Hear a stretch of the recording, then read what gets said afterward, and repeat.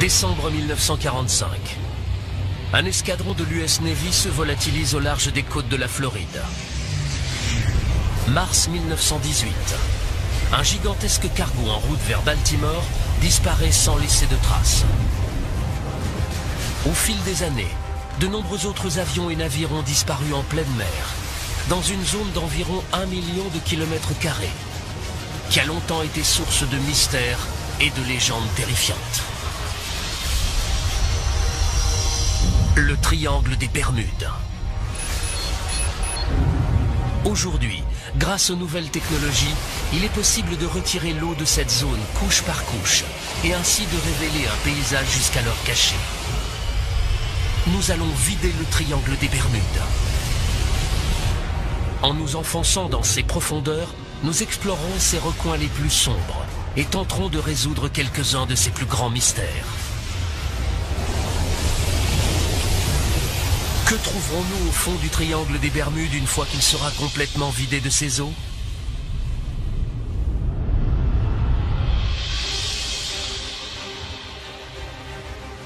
Les Bermudes, un archipel situé à près de 1000 km de la côte est des États-Unis. Pendant des siècles, elles ont servi de mouillage aux navires de l'Atlantique, mais les eaux de l'archipel constituent une menace mortelle. Les Bermudes sont très attractives, mais également très dangereuses pour les marins qui n'ont jamais navigué dans ces eaux. Le seul nom de Bermude suffisait à faire naître la peur dans le cœur des marins. L'archipel finit par être surnommé l'île des démons. Le paradoxe de cet archipel paradisiaque, c'est que pendant ces 2-3 premiers siècles, c'était littéralement un cimetière de bateaux.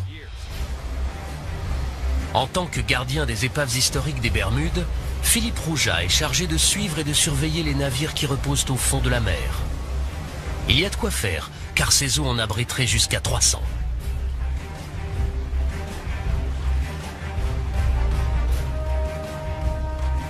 Comment tant de navires ont-ils pu avoir un accident dans ces eaux cristallines si près des côtes?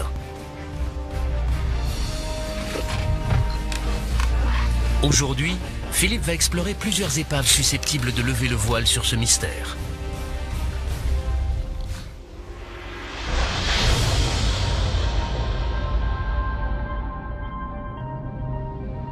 Tout d'abord, la Marie Céleste, un bateau à vapeur à coque en fer qui transportait des vivres et des munitions pendant la guerre de sécession. Le navire a quitté les Bermudes, il est descendu jusqu'à la côte sud et il a coulé juste là. C'est très curieux parce que ce n'est vraiment qu'à 800 mètres du rivage. En plus, ce jour-là, la mer était plate et calme. Tout cela est très intriguant, on essaie de comprendre comment ça a pu arriver.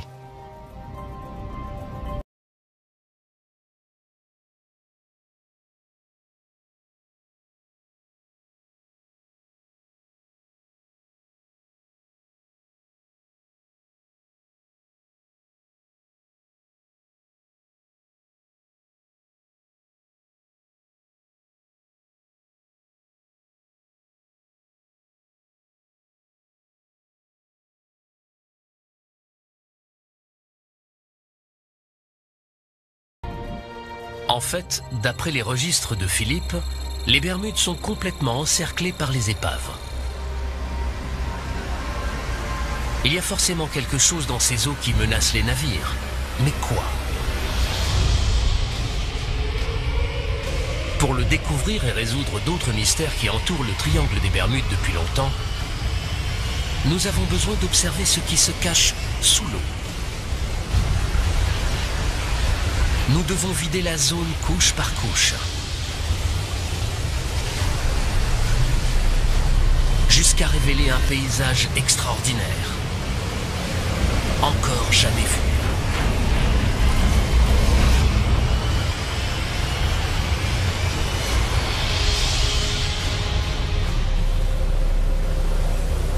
Observer les profondeurs des Bermudes n'est possible que grâce à une technologie en évolution rapide connue sous le nom de cartographie par sonar.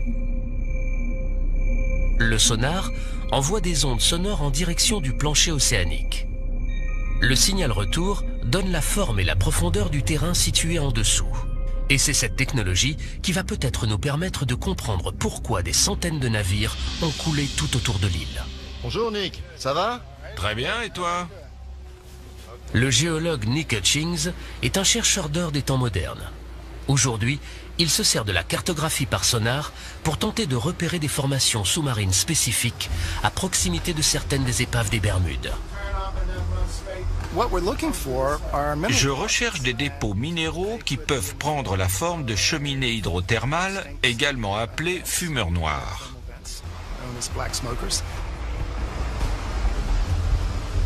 Nick croit que les cheminées aujourd'hui éteintes pourraient contenir des minéraux et des métaux rares. Je m'attends à y trouver de l'or et du cuivre. Et dans les croûtes, du platine, du cobalt, du nickel et surtout des terres rares, qui sont des métaux très importants car indispensables à la technologie moderne. Pour trouver les précieux métaux, Nick se sert d'un sondeur multifaisceau. Les données révèlent un extraordinaire paysage sous-marin autour des Bermudes, notamment ce qui semble être la crête d'une montagne. On a une sorte de grand plateau, surplombé par ce qu'on appelle la crête. Elle forme une pente d'environ 60 degrés et descend jusqu'à 640 mètres de profondeur. C'est un aperçu fascinant du plancher océanique. Mais comment se fait-il qu'on trouve la crête d'une montagne sous-marine au large des côtes des Bermudes? Pour bien comprendre, nous avons besoin de prendre un peu de recul. Grâce aux dernières données sonar récoltées tout autour des Bermudes, il nous est maintenant possible de virtuellement vider toute cette zone. Sans eau, le minuscule archipel semble perché au sommet d'une spectaculaire montagne. Un mont sous-marin de près de 4 km de haut, perdu au milieu de l'océan Atlantique. Comment est-il arrivé là? Si l'île est là aujourd'hui, c'est parce qu'une très importante éruption volcanique a eu lieu dans cette zone, qui est relativement isolée de la plaque océanique et qui s'étire depuis la première phase de développement de l'océan Atlantique. En plusieurs millions d'années, le volcan est devenu de plus en plus grand, jusqu'à dépasser de la surface de l'eau. Le volcan est entré en éruption, formant une gigantesque île volcanique qui s'élèverait près d'1 kilomètre au-dessus du niveau actuel de la mer. Le volcan s'est éteint il y a 30 millions d'années. Après ça, balayé par les vents et la pluie, la montagne s'est affaissée jusqu'à devenir un plateau.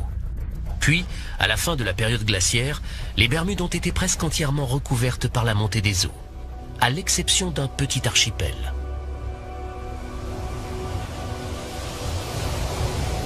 Depuis, des récifs se sont formés sur les pentes de cet ancien volcan et ceinturent aujourd'hui une grande partie des Bermudes.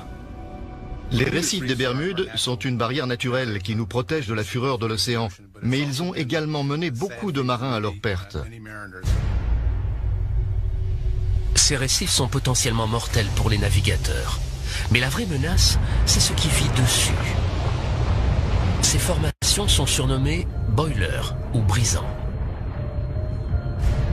Les brisants sont composés d'un certain type d'algues rocheuses et de millions de coquilles de minuscules mollusques. Ensemble, elles forment une structure calcaire incroyablement dure, pouvant atteindre 10 mètres de haut et dépasser de la surface de l'eau à marée basse.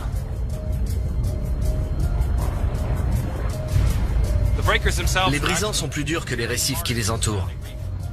C'est pour ça qu'ils ont survécu et que leur processus de formation a perduré. En cas d'impact, ils risquent de sérieusement endommager la coque d'un bateau, qu'elle soit en bois ou en métal.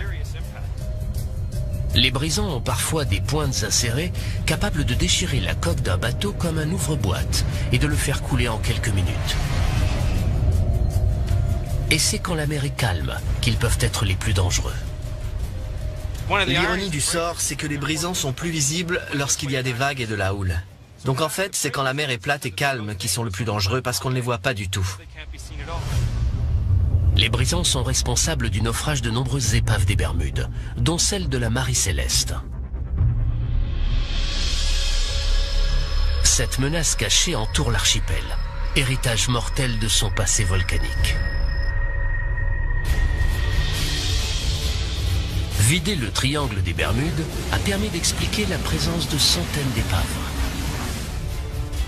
Mais il ne s'agit là que d'une toute petite zone, dans un immense triangle, délimité par l'archipel des Bermudes, la côte nord de Porto Rico au sud et la Floride à l'ouest. L'un des plus célèbres mythes du triangle des Bermudes remonte à la Seconde Guerre mondiale. Le vol 19 ou la patrouille perdue. Une équipe de plongeurs s'apprête à partir à la recherche d'un avion ayant participé au curieux événement de cette fameuse journée. En vidant encore un peu plus le triangle des Bermudes, trouverons-nous des indices permettant d'élucider cette énigme?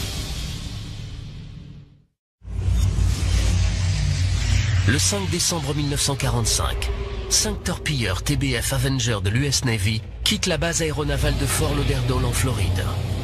Cette opération a pour nom de code Vol 19. C'est un vol d'entraînement de routine le long de la côte atlantique. Aux commandes, le lieutenant Charles Taylor, pilote chevronné. Il a dirigé des dizaines de missions d'entraînement, mais ne connaît pas cette partie de la côte.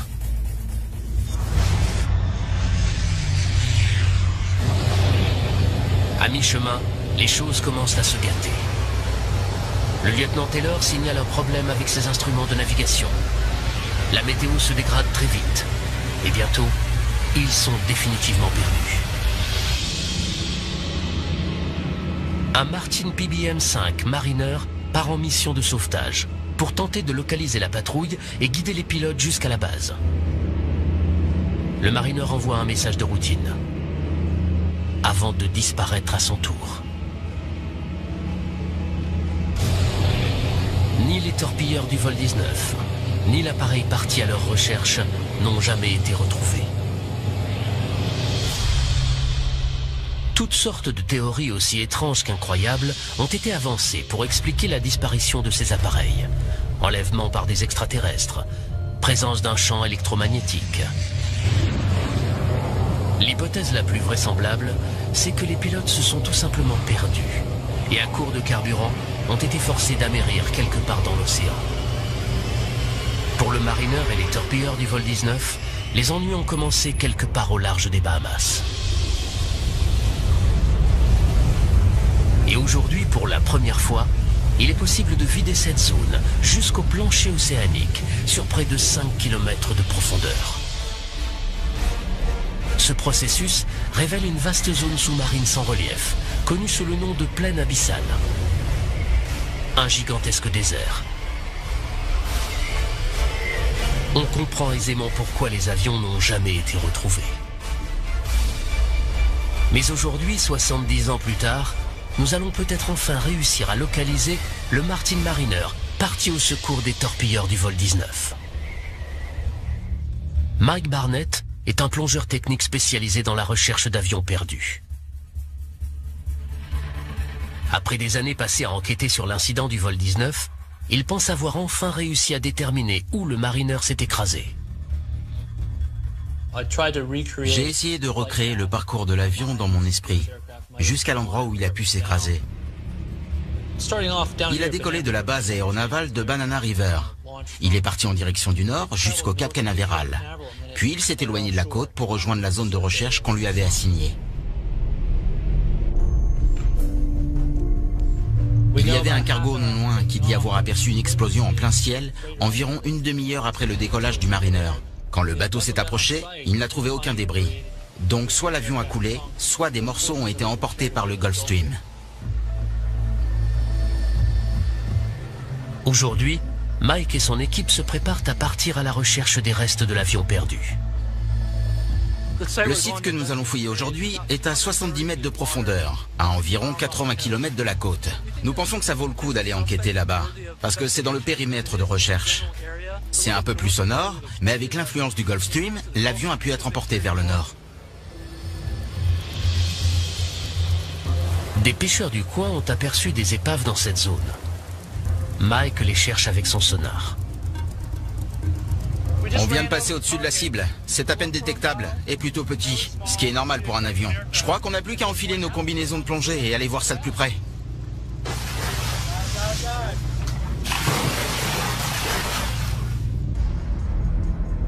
La cible est à plus de 65 mètres de profondeur. Mike pense que c'est peut-être un avion, mais il ne peut pas encore dire s'il s'agit ou non du Mariner. À cette profondeur, la visibilité est très limitée et un fort courant rend les recherches très difficiles. On sait qu'on est proche, les épaves attirent les poissons et il y en a beaucoup ici, alors on sait qu'on n'est pas loin. Soudain, les plongeurs aperçoivent quelque chose dans la pénombre. C'est le train avant de l'appareil. Et juste à 2 pas, ils découvrent le fuselage rouillé d'un gros avion. Ce site est très intéressant, car il contient beaucoup de structures intactes. Avec le temps, il ne reste des avions que des morceaux éparpillés sur les fonds marins. Alors c'est assez spectaculaire. Pourrait-il s'agir de l'épave du Mariner?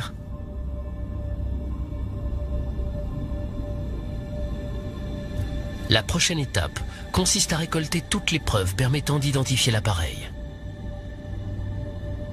Il remarque des pylônes le long des ailes, qui servaient sans doute à relier les flotteurs à l'appareil. Apparemment, il s'agissait d'un avion amphibie. Il y a également des hublots sur le côté du fuselage, exactement comme sur un Mariner. Par ailleurs, le plan horizontal de l'appareil semble correspondre aux photos de l'avion disparu. Il s'agit donc peut-être de l'appareil parti au secours des torpilleurs du vol 19. Mais l'équipe n'a pas encore trouvé de preuves concluantes. C'est un avion, c'est sûr. Il présente des caractéristiques intéressantes. Il y a beaucoup d'éléments que l'on s'attendrait à retrouver sur un avion de sauvetage. Je vais rentrer et observer les photos et les vidéos. Je suis très excité. Tout cela mérite une enquête plus approfondie.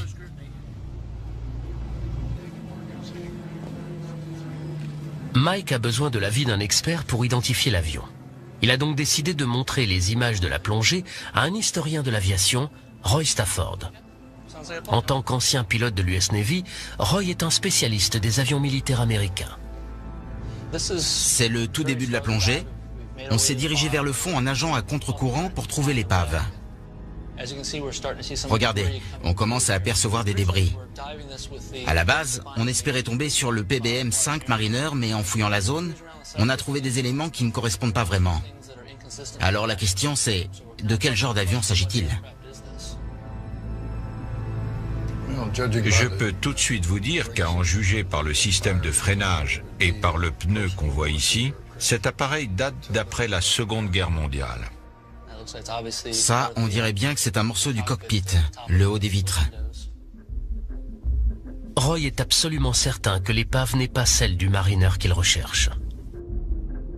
Mais si ce n'est pas l'avion de sauvetage disparu, alors qu'est-ce que c'est? La réponse à cette question pourrait peut-être permettre d'élucider un autre mystère du triangle des Bermudes. Regardez, c'est intéressant. Ce hublot est sans doute destiné à accueillir un appareil photo. Exactement. Et il y en a plusieurs à l'intérieur. Ils sont très remarquables et ont tout de suite attiré notre attention. On voit qu'il s'agit d'un bimoteur. Pour moi, c'est clair, il n'y a que 2 possibilités. Avec ces 2 pylônes de chaque côté, il s'agit soit d'un RB-66, soit d'un A3 de la Navy. Roy ne met pas longtemps à identifier formellement l'avion. C'est forcément un A3 Skywarrior.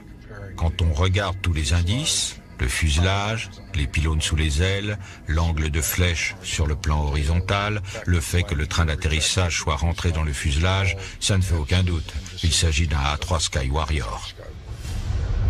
À l'époque, le A3 Skywarrior était le plus gros avion embarqué de la marine de guerre américaine. Et des dossiers de la Navy indiquent qu'en 1960, l'un d'entre eux s'est écrasé en essayant d'atterrir sur un porte-avions situé dans cette zone. Il est fort probable qu'il s'agisse de celui que Mike et son équipe ont découvert. Mais le Mariner parti à la recherche des torpilleurs du vol 19 est toujours introuvable. On va poursuivre les recherches. Cet avion est forcément quelque part. Reste juste à trouver où. Si nous vidions l'immense plaine abyssale qui entoure les Bahamas, nous réussirions certainement à localiser la patrouille perdue.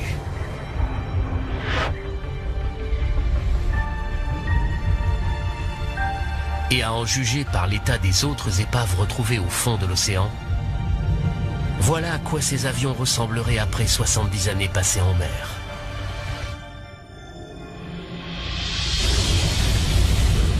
En vidant encore davantage le triangle des Bermudes et en nous enfonçant dans ses profondeurs, nous rencontrons un autre phénomène étrange. Dans les Bahamas, il existe de vieilles légendes à propos de monstres marins qui vivaient cachés dans de profondes grottes sous-marines. Des bêtes qui dévoreraient les hommes et les navires. Mais aujourd'hui, la science nous permet de découvrir l'incroyable vérité qui se cache derrière ces mythes.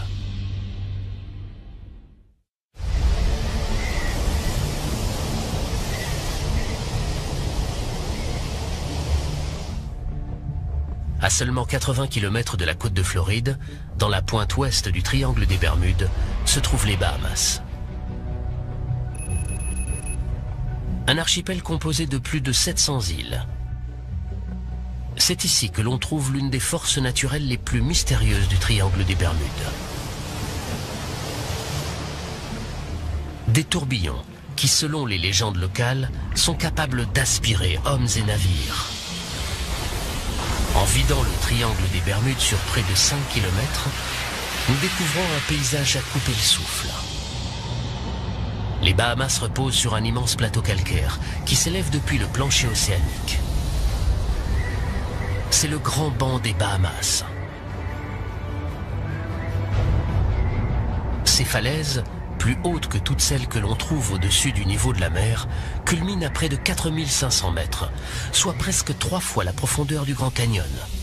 En se rapprochant de la côte, on retrouve un autre phénomène, l'une des formations rocheuses les plus étranges de la planète, les trous bleus. De gigantesques cavités sous-marines qui s'enfoncent des centaines de mètres en dessous du niveau de la mer. Le trou bleu de Dean est le plus grand et le plus profond d'entre eux. Tom Ayliff est l'un des plus grands experts en trous bleus de la planète et il est bien conscient des dangers qu'ils représentent. Les trous bleus ont des pentes sableuses très raides. Il est déjà arrivé que des gens un peu imprudents s'approchent trop près du bord et tombent à l'intérieur. Au fil des années, plusieurs personnes ont trouvé la mort dans le trou bleu de Dean. En général, les locaux préfèrent rester à distance, car d'effrayantes légendes surnaturelles entourent ces lieux. Dans les Bahamas, les trous bleus font l'objet de beaucoup d'histoires et de légendes populaires. L'une d'entre elles raconte qu'un monstre du nom de Lusca vivrait au fond du trou bleu et que c'est lui qui, en respirant, ferait entrer et sortir l'eau de la cavité. On raconte aussi qu'en inspirant, Lusca aurait aspiré des navires qui se seraient trop approchés de la cavité.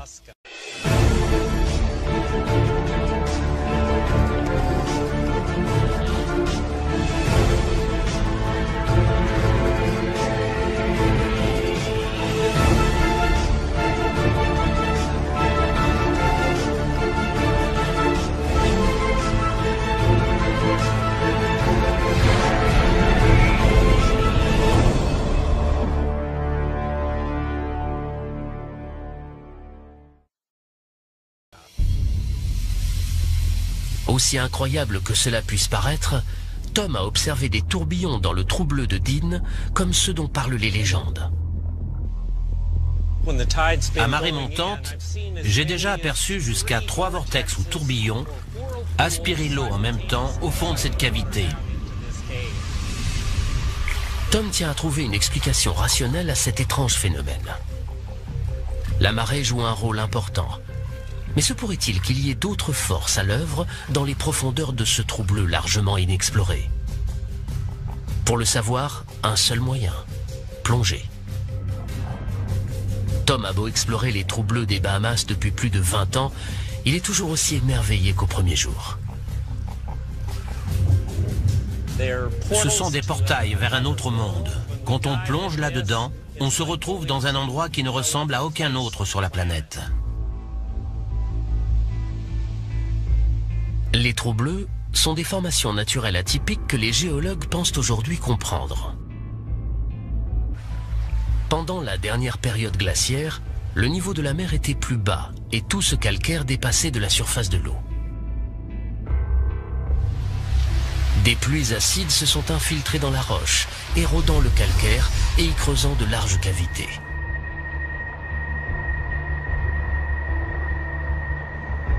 Le plafond de ces cavités a fini par s'effondrer, créant ces fameux trous bleus en forme de bouteille.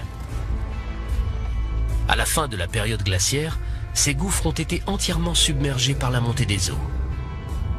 Tom s'enfonce dans les profondeurs du trou bleu de Dean, quand soudain, le passage s'élargit.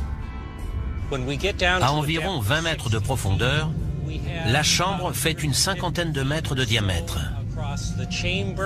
Quand on descend 10 mètres plus bas, la cavité s'ouvre à nouveau et double de taille. De 50 mètres, on passe à une centaine de mètres de diamètre.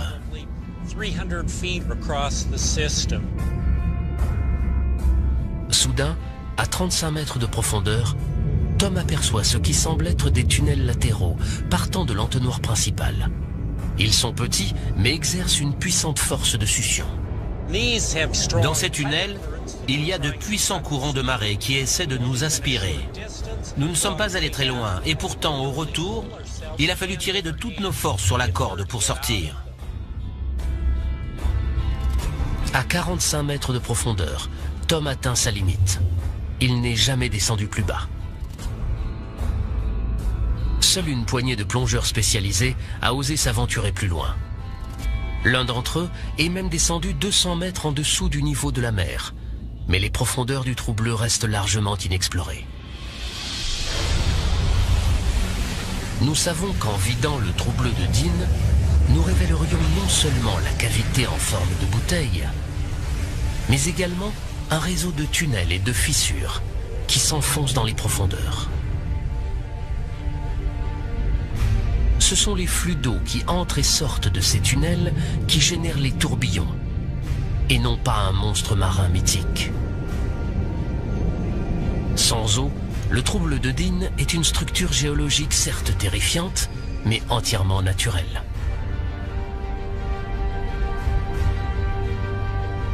Si les trous bleus des Bahamas livrent peu à peu leurs secrets, il reste encore de nombreux phénomènes inexpliqués dans le triangle des Bermudes. D'étranges légendes évoquent de gigantesques murs d'eau qui sortent de nulle part. Il existe également une curieuse substance sous-marine qui recouvre les fonds marins et qui serait capable de détruire des navires. Mars 1918. Un navire de marchandises de la marine américaine quitte la Barbade. Le USS Cyclops est un gigantesque vraquier de 19 000 tonnes. Il transporte une cargaison de manganèse et compte 309 hommes à bord. Un jour seulement après avoir levé l'ancre, il pénètre dans les eaux les plus profondes de tout le triangle des Bermudes et disparaît. Jamais personne n'a retrouvé la moindre trace de l'immense navire ou de son équipage.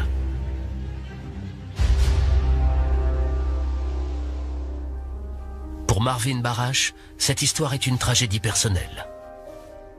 Mon grand-oncle, Lawrence Merkel, était pompier à bord du navire. Il avait tout juste 20 ans et faisait partie des 309 membres d'équipage. En général, quand les bateaux disparaissent, on retrouve toujours quelque chose. Le bout d'un canot de sauvetage, un peu de la cargaison, un morceau d'épave. Mais là, rien. Le fait qu'aucun morceau d'épave n'ait jamais été retrouvé a alimenté les théories les plus folles. On s'est mis à raconter toutes sortes d'histoires étranges. Un journal de Washington, D.C. prétendait que des pirates avaient pris le contrôle du bateau et qu'ils voguaient sur les eaux de l'Amazone. D'autres disaient qu'il était tombé aux mains d'un sous-marin allemand. On a également parlé de monstres marins, de pieuvres géantes. Il y avait même des images dans plusieurs journaux du pays. Marvin a passé toute sa vie à tenter de découvrir ce qui était réellement arrivé au Cyclops. Il a passé au peigne fin tous les documents et toutes les archives liées au navire. Après des décennies de recherches minutieuses, il pense enfin avoir réussi à identifier un défaut de conception fatale. C'était à l'époque le plus grand et le plus rapide de tous les navires en circulation de la marine américaine. C'était un bateau à fond plat, sujet à un roulis important. Un jour, il s'est mis à tanguer d'une 50aine de degrés d'un côté, puis d'une 50aine de degrés de l'autre. Après ça, beaucoup de navires auraient eu du mal à retrouver l'équilibre, ce qui les aurait menés droit à la catastrophe. Étant donné que le bateau était très enclin au tangage, se pourrait-il que quelque chose ait pu le faire chavirer ? Quelque chose d'extraordinaire? Pendant des siècles, les vagues scélérates ont alimenté de nombreuses histoires de marins. De gigantesques murs d'eau sortis de nulle part, engloutissant tous les navires sur leur passage. Pendant plusieurs centaines d'années, nombreux sont ceux qui considéraient les vagues scélérates comme des légendes. Des marins revenaient au port en disant qu'ils avaient vu ces fameuses vagues et qu'ils y avaient survécu. Selon le docteur Simon Boxall, ces vieilles légendes de vieux loups de mer ne peuvent plus être ignorées. Grâce aux satellites, on peut observer la planète entière en quelques jours. Au cours des 20 dernières années, nous avons détecté et mesuré des vagues scélérates qui, dans certains cas, faisaient plus de 30 mètres de haut. Donc elles existent. Ces vagues géantes ont même parfois été filmées.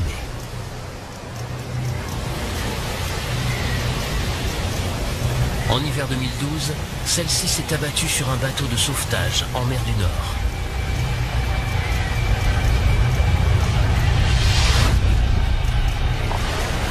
Étant donné les conditions météorologiques extrêmes dans le triangle des Bermudes, des vagues scélérates d'une telle envergure pourraient-elles s'y former? On a l'Atlantique Nord, les tempêtes équatoriales, les fréquents ouragans, les orages qui arrivent du golfe du Mexique. Tous ces éléments combinés créent une mer très instable et agitée avec des vagues scélérates.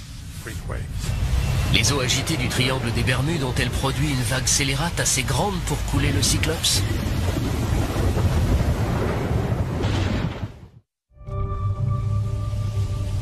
Le triangle des Bermudes a longtemps été considéré comme un endroit mystérieux. Mais aujourd'hui, grâce aux dernières technologies, nous pouvons le vider couche par couche, afin de détruire les mythes et de comprendre ce qui s'y passe réellement. Mais parfois, seule la méthode expérimentale permet de résoudre une vieille énigme. L'université de Plymouth, au sud de l'Angleterre, est le bassin à houle du laboratoire Coast, le plus avancé de tout le Royaume-Uni. Il peut reproduire une grande variété de conditions océaniques que l'on trouve dans le triangle des Bermudes.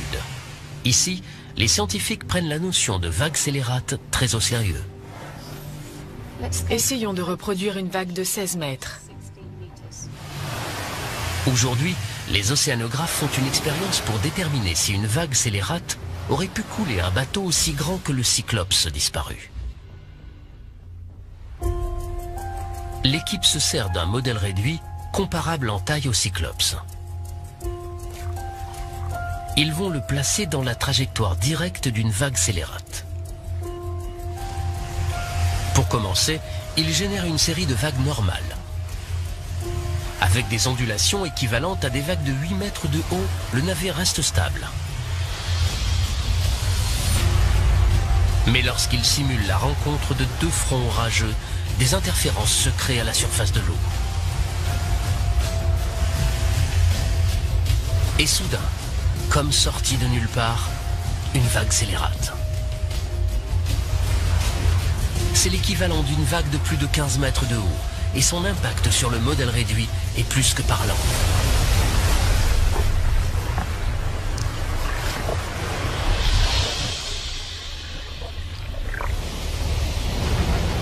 Cela prouve bien qu'en théorie, une vague scélérate aurait très bien pu couler le Cyclops.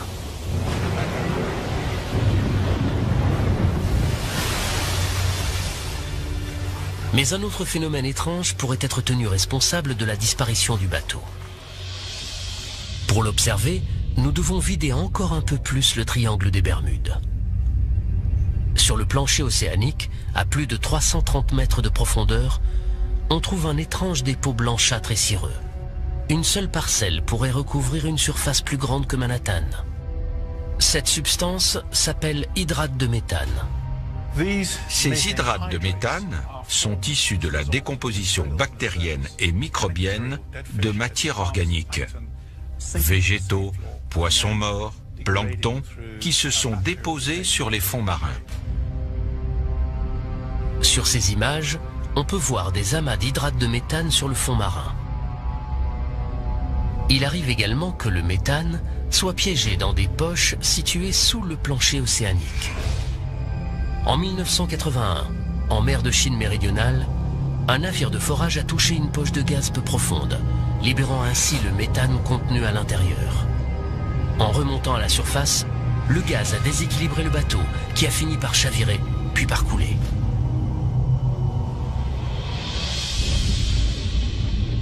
N'importe quelle perturbation importante du plancher océanique, comme un séisme ou un glissement de terrain, risque de déloger un gros bloc d'hydrate de méthane, qui en remontant vers la surface, se transforme en gaz.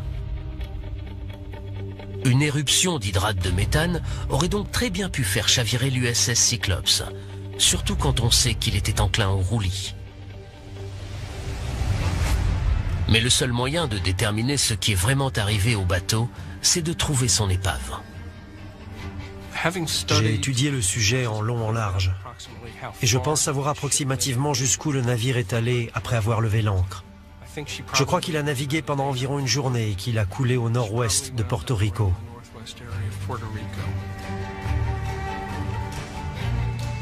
Marvin espère que l'on arrivera un jour à localiser l'épave. Trouver la dernière demeure du Cyclope, de mon grand-oncle et de tous ceux qui ont servi à ses côtés représenterait énormément pour moi. Mais si les calculs de Marvin sont exacts, le navire ne sera pas facile à retrouver. En vidant la zone, on découvre une fosse qui s'enfonce jusqu'à 8 km en dessous du niveau de la mer. La fosse de Porto Rico. C'est le point le plus profond du triangle des Bermudes, et même de tout l'océan Atlantique.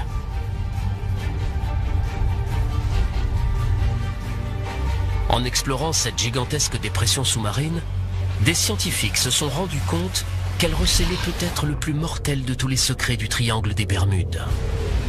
La source d'un tsunami potentiellement dévastateur.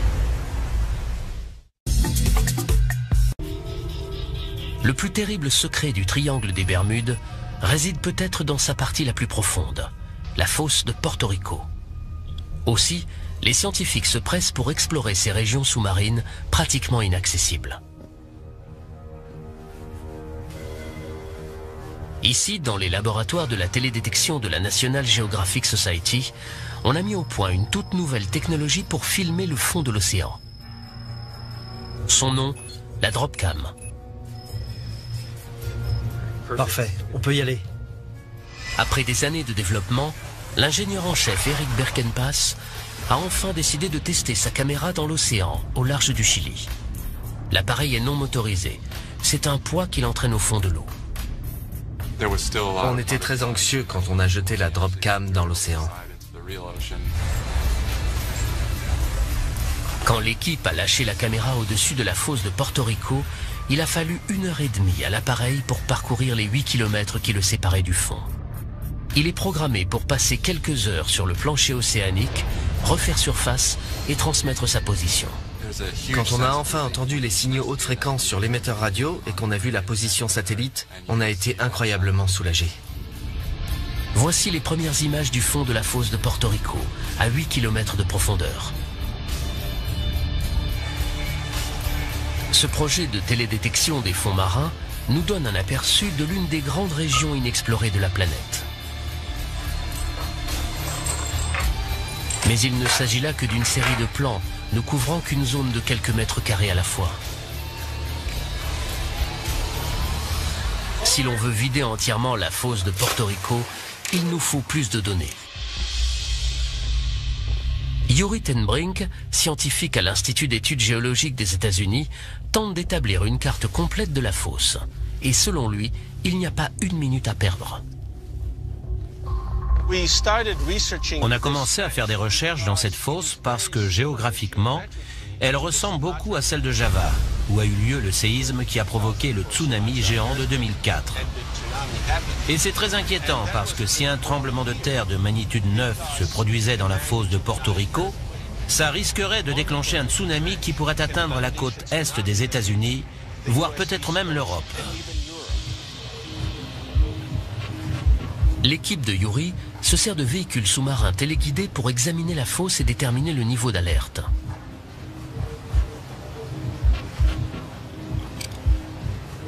Les véhicules envoient des ondes sonores afin d'obtenir une lecture du terrain aussi précise que possible. La cartographie 3D révèle les parois abruptes d'immenses canyons sous-marins. Dans certains rifts et vallées, les parois atteignent parfois près d'1 kilomètre de haut. Les géologues savent depuis longtemps que cette fosse est le résultat de la subduction de la plaque nord-américaine sous celle des Caraïbes. Mais ce que les nouvelles données suggèrent, c'est que ce terrain pourrait être propice aux avalanches sous-marines.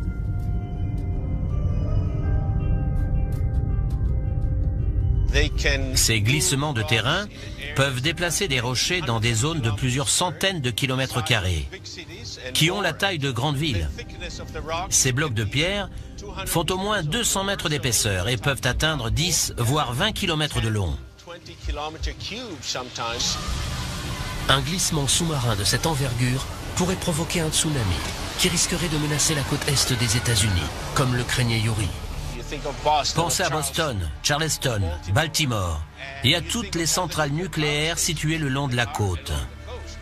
S'il y a un risque de tsunami, il faut s'y préparer.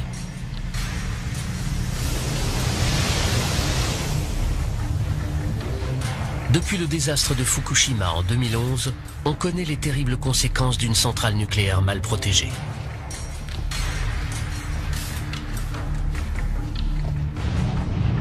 Pour qu'un tsunami équivalent atteigne la côte américaine, il faudrait qu'un séisme de magnitude 9 se produise dans la fosse. Pour évaluer la probabilité que cela arrive, l'équipe de Yuri a prélevé des échantillons de roches dans la fosse pour les analyser en laboratoire. Ce qu'ils ont découvert est un immense soulagement pour les habitants de la côte est des États-Unis. Mais ceux qui vivent plus près de la fosse, eux, ne sont pas à l'abri de la catastrophe. Compte tenu de l'état actuel de nos connaissances, nous ne sommes pas sûrs qu'un séisme de cette envergure puisse se produire ici. Ce qui ne veut pas dire que de gros tremblements de terre de magnitude 8 à 8,5 ne puissent pas avoir lieu. Ils n'auront peut-être aucun impact sur la côte est des États-Unis, mais risquent de causer des dégâts considérables dans les Caraïbes. Il est également possible qu'un séisme au centre de la fosse déclenche une éruption d'hydrate de méthane, nous confortant ainsi dans l'idée que ce gaz peut être à l'origine de quelques disparitions tristement célèbres du triangle des Bermudes. Les données récoltées par Yuri nous permettent de vider la fosse de Porto Rico sur près de 800 km. Étant donné sa taille et sa profondeur abyssale, on comprend mieux pourquoi certains navires et avions n'ont jamais été retrouvés. La fosse est cernée par de spectaculaires falaises abruptes de plusieurs kilomètres de haut. Un paysage véritablement impressionnant au fond de l'océan. À 8 km de profondeur. Décembre 1945. Un escadron de l'US Navy se volatilise au large des côtes de la Floride. Mars 1918. Un gigantesque cargo en route vers Baltimore disparaît sans laisser de traces.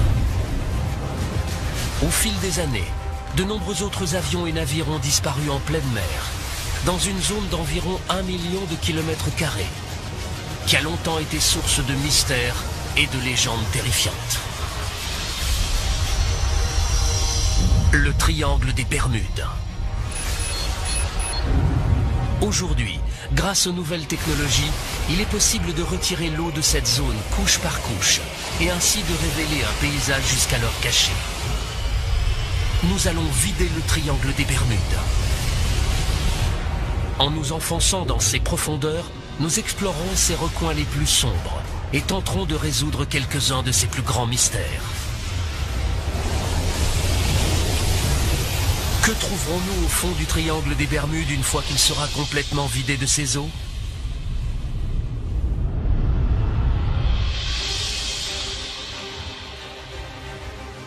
Les Bermudes, un archipel situé à près de 1000 km de la côte est des États-Unis.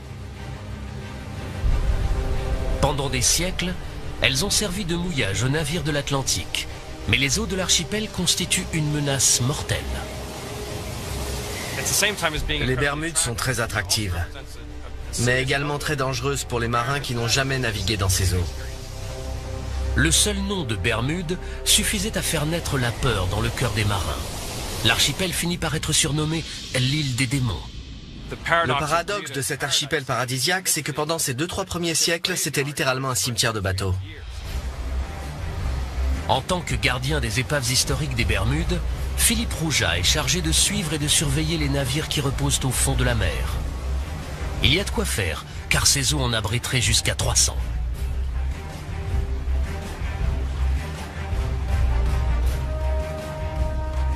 Comment tant de navires ont-ils pu avoir un accident dans ces eaux cristallines si près des côtes? Aujourd'hui, Philippe va explorer plusieurs épaves susceptibles de lever le voile sur ce mystère.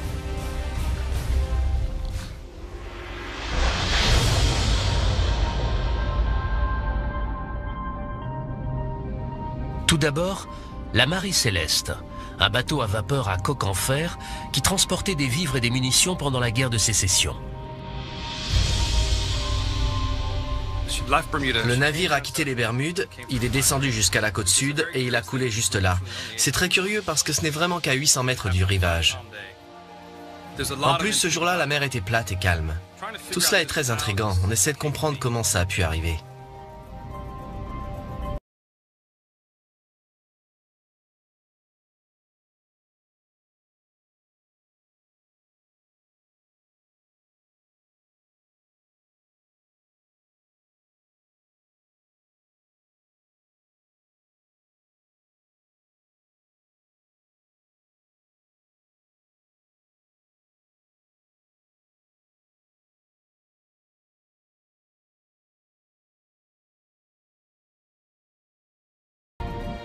En fait, d'après les registres de Philippe, les Bermudes sont complètement encerclées par les épaves.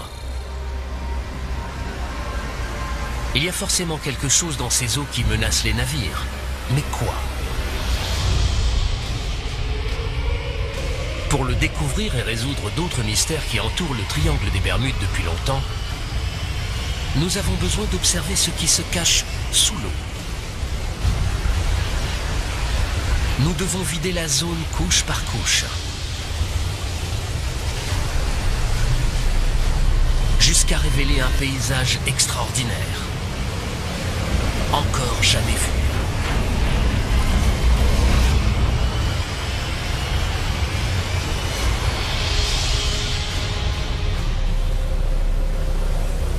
Observer les profondeurs des Bermudes n'est possible que grâce à une technologie en évolution rapide connue sous le nom de cartographie par sonar.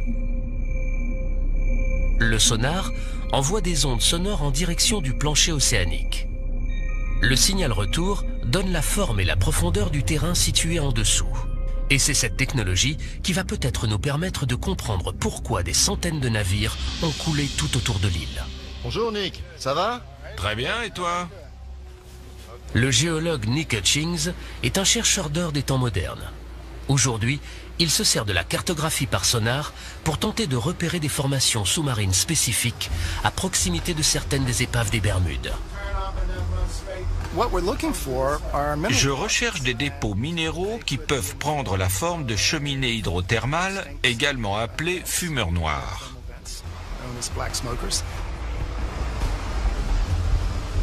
Nick croit que les cheminées aujourd'hui éteintes pourraient contenir des minéraux et des métaux rares. Je m'attends à y trouver de l'or et du cuivre. Et dans les croûtes, du platine, du cobalt, du nickel et surtout des terres rares, qui sont des métaux très importants car indispensables à la technologie moderne. Pour trouver les précieux métaux, Nick se sert d'un sondeur multifaisceau.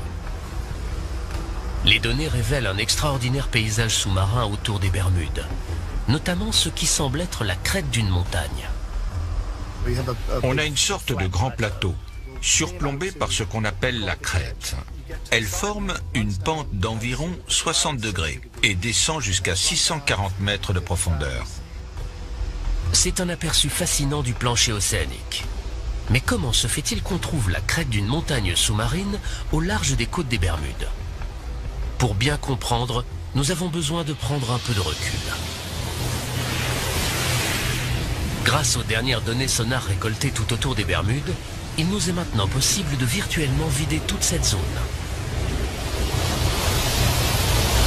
Sans eau, le minuscule archipel semble perché au sommet d'une spectaculaire montagne. Un mont sous-marin de près de 4 km de haut, perdu au milieu de l'océan Atlantique. Comment est-il arrivé là?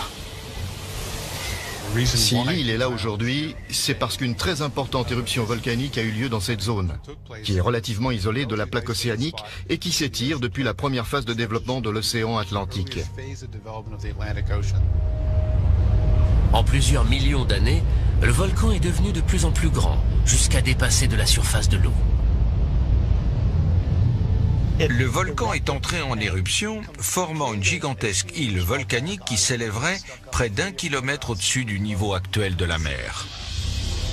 Le volcan s'est éteint il y a 30 millions d'années. Après ça, balayé par les vents et la pluie, la montagne s'est affaissée jusqu'à devenir un plateau. Puis, à la fin de la période glaciaire, les Bermudes ont été presque entièrement recouvertes par la montée des eaux, à l'exception d'un petit archipel.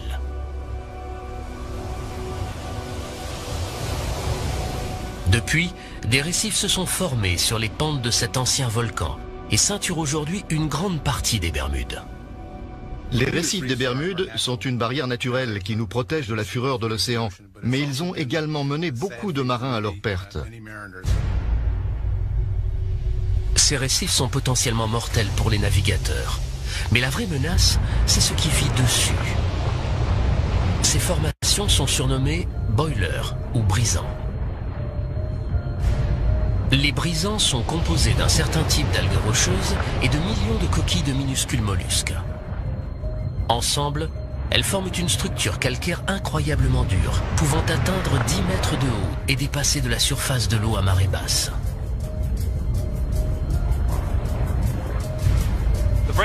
Les brisants sont plus durs que les récifs qui les entourent. C'est pour ça qu'ils ont survécu et que leur processus de formation a perduré. En cas d'impact, ils risquent de sérieusement endommager la coque d'un bateau, qu'elle soit en bois ou en métal. Les brisants ont parfois des pointes acérées capables de déchirer la coque d'un bateau comme un ouvre-boîte et de le faire couler en quelques minutes. Et c'est quand la mer est calme qu'ils peuvent être les plus dangereux. L'ironie du sort, c'est que les brisants sont plus visibles lorsqu'il y a des vagues et de la houle.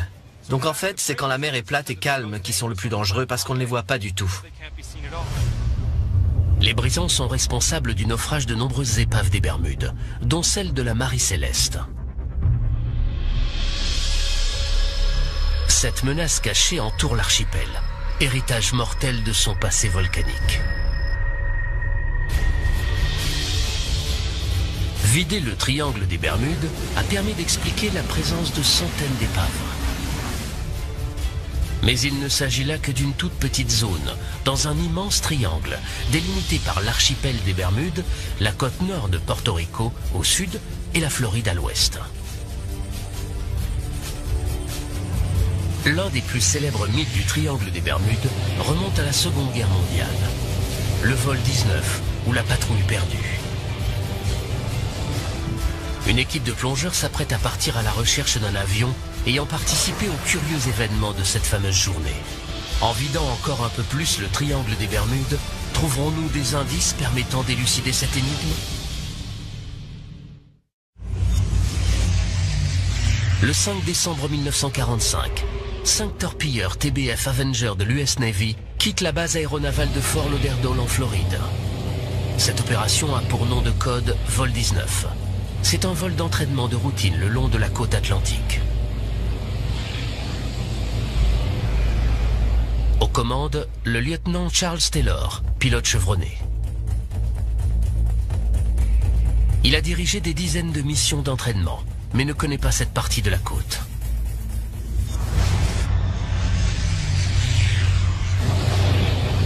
À mi-chemin, les choses commencent à se gâter.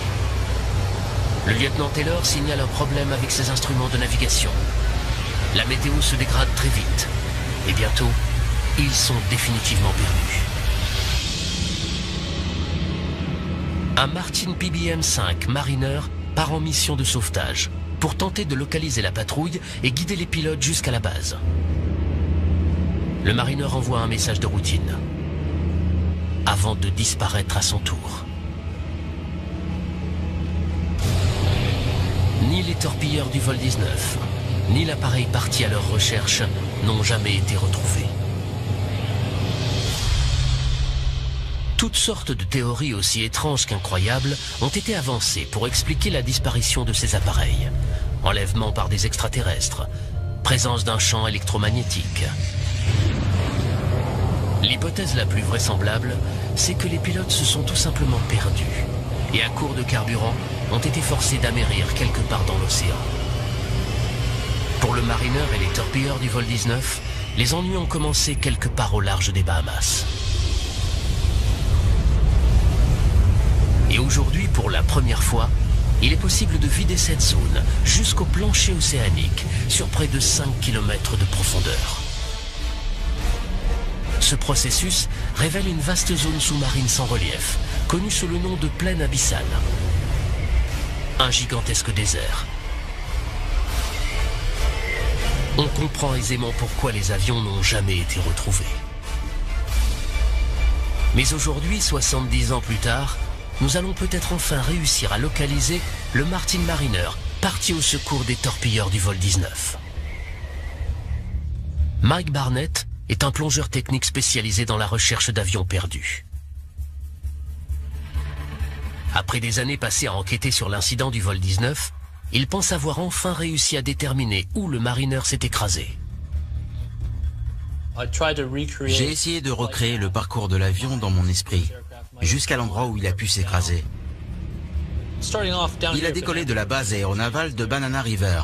Il est parti en direction du nord jusqu'au Cap Canaveral. Puis il s'est éloigné de la côte pour rejoindre la zone de recherche qu'on lui avait assignée. Il y avait un cargo non loin qui dit avoir aperçu une explosion en plein ciel, environ une demi-heure après le décollage du Mariner. Quand le bateau s'est approché, il n'a trouvé aucun débris. Donc soit l'avion a coulé, soit des morceaux ont été emportés par le Gulfstream. Aujourd'hui, Mike et son équipe se préparent à partir à la recherche des restes de l'avion perdu. Le site que nous allons fouiller aujourd'hui est à 70 mètres de profondeur, à environ 80 km de la côte. Nous pensons que ça vaut le coup d'aller enquêter là-bas, parce que c'est dans le périmètre de recherche. C'est un peu plus sonore, mais avec l'influence du Gulfstream, l'avion a pu être emporté vers le nord. Mais là, rien. Le fait qu'aucun morceau d'épave n'ait jamais été retrouvé a alimenté les théories les plus folles. On s'est mis à raconter toutes sortes d'histoires étranges. Un journal de Washington DC prétendait que des pirates avaient pris le contrôle du bateau et qu'ils voguaient sur les eaux de l'Amazone. D'autres disaient qu'il était tombé aux mains d'un sous-marin allemand. On a également parlé de monstres marins, de pieuvres géantes. Il y avait même des images dans plusieurs journaux du pays. Marvin a passé toute sa vie à tenter de découvrir ce qui était réellement arrivé au Cyclops. Il a passé au peigne fin tous les documents et toutes les archives liées au navire. Après des décennies de recherches minutieuses, il pense enfin avoir réussi à identifier un défaut de conception fatale. C'était à l'époque le plus grand et le plus rapide de tous les navires en circulation de la marine américaine. C'était un bateau à fond plat, sujet à un roulis important. Un jour, il s'est mis à tanguer d'une 50aine de degrés d'un côté, puis d'une 50aine de degrés de l'autre. Après ça, beaucoup de navires auraient eu du mal à retrouver l'équilibre, ce qui les aurait menés droit à la catastrophe. Étant donné que le bateau était très enclin au tangage, se pourrait-il que quelque chose ait pu le faire chavirer ? quelque chose d'extraordinaire? Pendant des siècles, les vagues scélérates ont alimenté de nombreuses histoires de marins, de gigantesques murs d'eau sortis de nulle part, engloutissant tous les navires sur leur passage. Pendant plusieurs centaines d'années, nombreux sont ceux qui considéraient les vagues scélérates comme des légendes.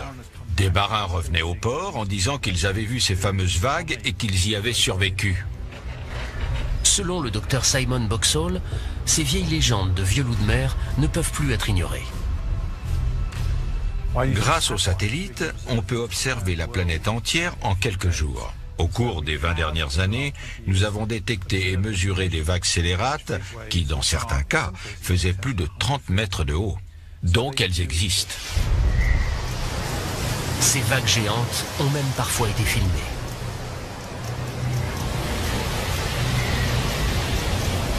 En hiver 2012, celle-ci s'est abattue sur un bateau de sauvetage en mer du Nord.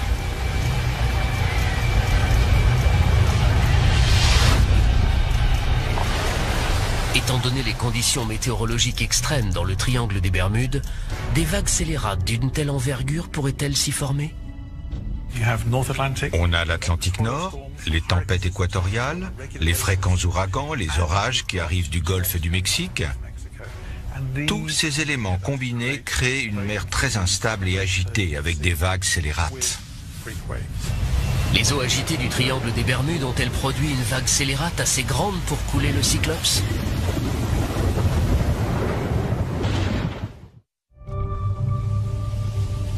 Le triangle des Bermudes a longtemps été considéré comme un endroit mystérieux.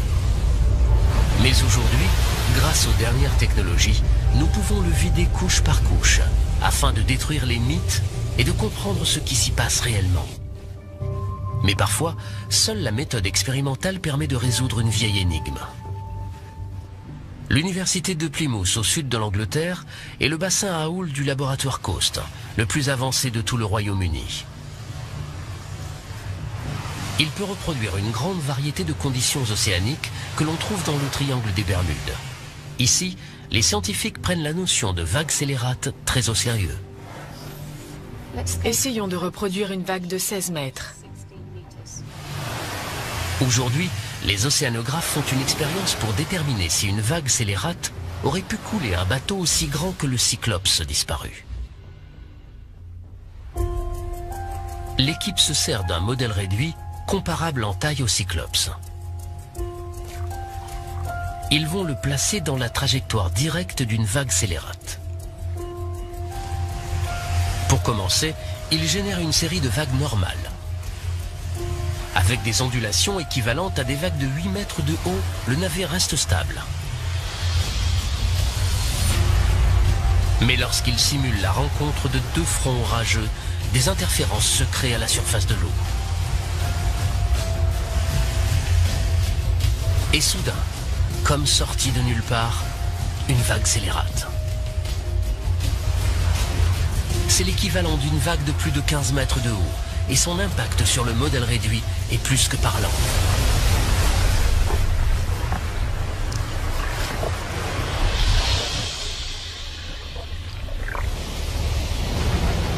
Cela prouve bien qu'en théorie, une vague scélérate aurait très bien pu couler le Cyclops.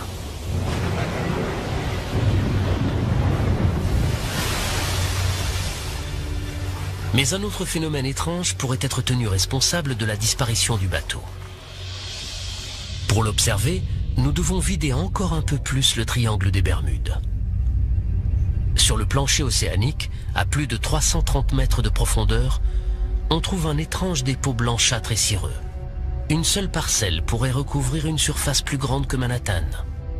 Cette substance s'appelle hydrate de méthane. Ces hydrates de méthane sont issus de la décomposition bactérienne et microbienne de matière organique. Végétaux, poissons morts, plancton, qui se sont déposés sur les fonds marins. Sur ces images, on peut voir des amas d'hydrate de méthane sur le fond marin. Il arrive également que le méthane soit piégé dans des poches situées sous le plancher océanique. En 1981, en mer de Chine méridionale, un navire de forage a touché une poche de gaz peu profonde, libérant ainsi le méthane contenu à l'intérieur. En remontant à la surface, le gaz a déséquilibré le bateau, qui a fini par chavirer, puis par couler.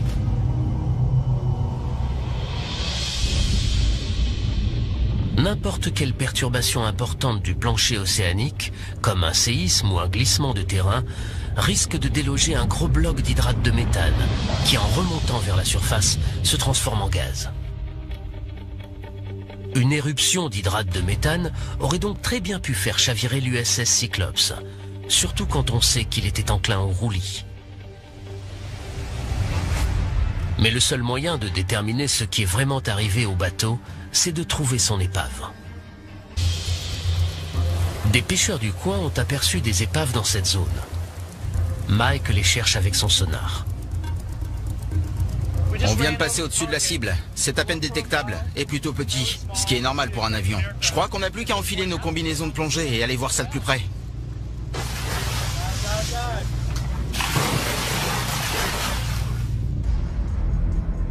La cible est à plus de 65 mètres de profondeur.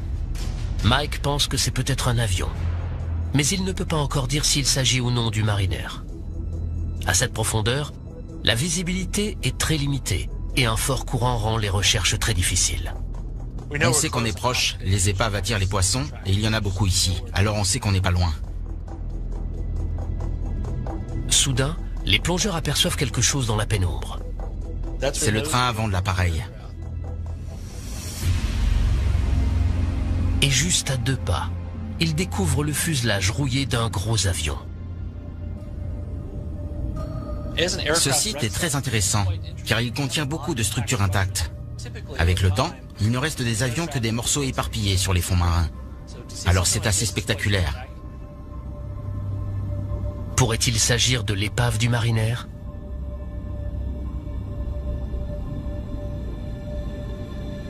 La prochaine étape consiste à récolter toutes les preuves permettant d'identifier l'appareil. Il remarque des pylônes le long des ailes, qui servaient sans doute à relier les flotteurs à l'appareil. Apparemment, il s'agissait d'un avion amphibie. Il y a également des hublots sur le côté du fuselage, exactement comme sur un Mariner. Par ailleurs, le plan horizontal de l'appareil semble correspondre aux photos de l'avion disparu. Il s'agit donc peut-être de l'appareil parti au secours des torpilleurs du vol 19. Mais l'équipe n'a pas encore trouvé de preuves concluantes. C'est un avion, c'est sûr. Il présente des caractéristiques intéressantes. Il y a beaucoup d'éléments que l'on s'attendrait à retrouver sur un avion de sauvetage. Je vais rentrer et observer les photos et les vidéos. Je suis très excité. Tout cela mérite une enquête plus approfondie.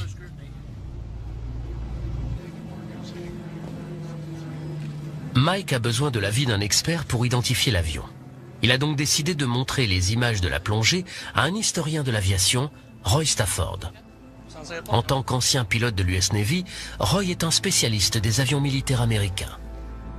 C'est le tout début de la plongée. On s'est dirigé vers le fond en nageant à contre-courant pour trouver l'épave. Regardez, on commence à apercevoir des débris. À la base, on espérait tomber sur le PBM-5 Mariner, mais en fouillant la zone, on a trouvé des éléments qui ne correspondent pas vraiment.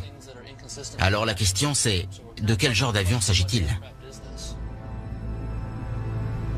Je peux tout de suite vous dire qu'à en juger par le système de freinage et par le pneu qu'on voit ici, cet appareil date d'après la Seconde Guerre mondiale. Ça, on dirait bien que c'est un morceau du cockpit, le haut des vitres. Roy est absolument certain que l'épave n'est pas celle du Mariner qu'il recherche. Mais si ce n'est pas l'avion de sauvetage disparu, alors qu'est-ce que c'est ? La réponse à cette question pourrait peut-être permettre d'élucider un autre mystère du triangle des Bermudes. Regardez, c'est intéressant. Ce hublot est sans doute destiné à accueillir un appareil photo. Exactement. Et il y en a plusieurs à l'intérieur. Ils sont très remarquables et ont tout de suite attiré notre attention. On voit qu'il s'agit d'un bimoteur. Pour moi, c'est clair, il n'y a que 2 possibilités. Avec ces 2 pylônes de chaque côté, il s'agit soit d'un RB-66, soit d'un A3 de la Navy. Roy ne met pas longtemps à identifier formellement l'avion. C'est forcément un A3 Sky Warrior. Quand on regarde tous les indices, le fuselage, les pylônes sous les ailes, l'angle de flèche sur le plan horizontal, le fait que le train d'atterrissage soit rentré dans le fuselage, ça ne fait aucun doute. Il s'agit d'un A3 Sky Warrior. À l'époque, le A3 Sky Warrior était le plus gros avion embarqué de la marine de guerre américaine. Et des dossiers de la Navy indiquent qu'en 1960, l'un d'entre eux s'est écrasé en essayant d'atterrir sur un porte-avions situé dans cette zone. Il est fort probable qu'il s'agisse de celui que Mike et son équipe ont découvert. Mais le marinaire parti à la recherche des torpilleurs du vol 19 est toujours introuvable. On va poursuivre les recherches. Cet avion est forcément quelque part. Reste juste à trouver où. Si nous vidions l'immense plaine abyssale qui entoure les Bahamas, nous réussirions certainement à localiser la patrouille perdue.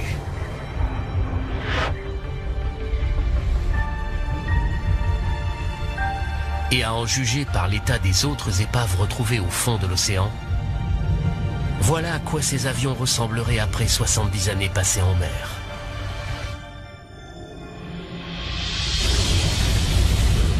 En vidant encore davantage le triangle des Bermudes et en nous enfonçant dans ses profondeurs, nous rencontrons un autre phénomène étrange.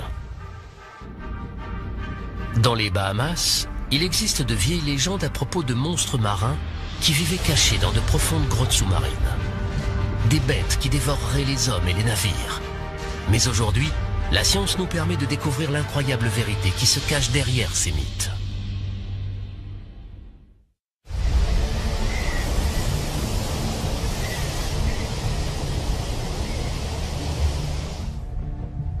À seulement 80 km de la côte de Floride, dans la pointe ouest du triangle des Bermudes, se trouvent les Bahamas.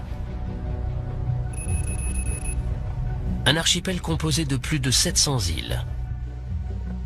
C'est ici que l'on trouve l'une des forces naturelles les plus mystérieuses du triangle des Bermudes.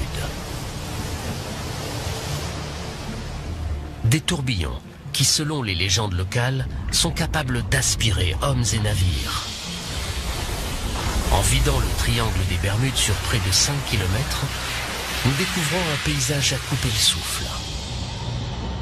Les Bahamas reposent sur un immense plateau calcaire qui s'élève depuis le plancher océanique. C'est le grand banc des Bahamas. Ces falaises, plus hautes que toutes celles que l'on trouve au-dessus du niveau de la mer, culminent à près de 4500 mètres, soit presque 3 fois la profondeur du Grand Canyon. En se rapprochant de la côte, on retrouve un autre phénomène, l'une des formations rocheuses les plus étranges de la planète, les trous bleus. De gigantesques cavités sous-marines qui s'enfoncent des centaines de mètres en dessous du niveau de la mer. Le trou bleu de Dean est le plus grand et le plus profond d'entre eux. Tom Iliffe est l'un des plus grands experts en trous bleus de la planète et il est bien conscient des dangers qu'ils représentent. Les trous bleus ont des pentes sableuses très raides. Il est déjà arrivé que des gens un peu imprudents s'approchent trop près du bord et tombent à l'intérieur. Au fil des années, plusieurs personnes ont trouvé la mort dans le trou bleu de Dean. En général, les locaux préfèrent rester à distance, car d'effrayantes légendes surnaturelles entourent ces lieux. Dans les Bahamas, les trous bleus font l'objet de beaucoup d'histoires et de légendes populaires. L'une d'entre elles raconte qu'un monstre du nom de Lusca vivrait au fond du trou bleu et que c'est lui qui, en respirant, ferait entrer et sortir l'eau de la cavité. On raconte aussi qu'en inspirant, Lusca aurait aspiré des navires qui se seraient trop approchés de la cavité.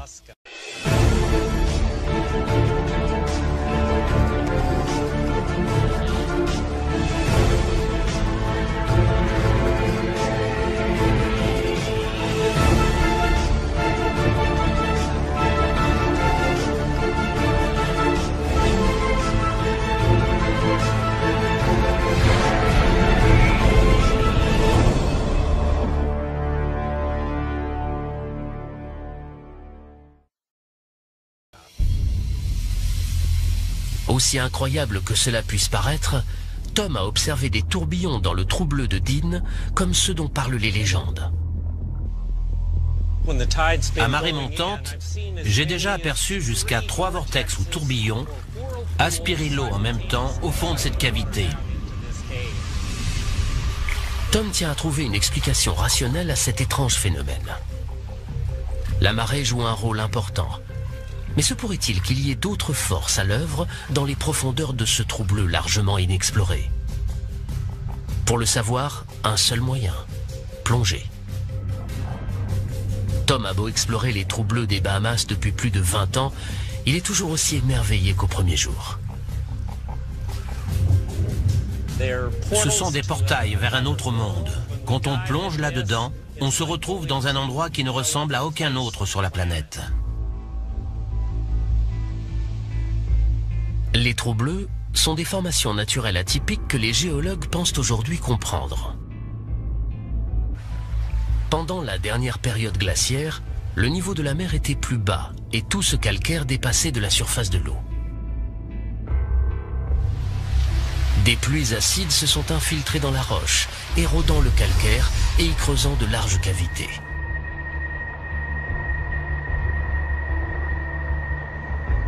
Le plafond de ces cavités a fini par s'effondrer, créant ces fameux trous bleus en forme de bouteille.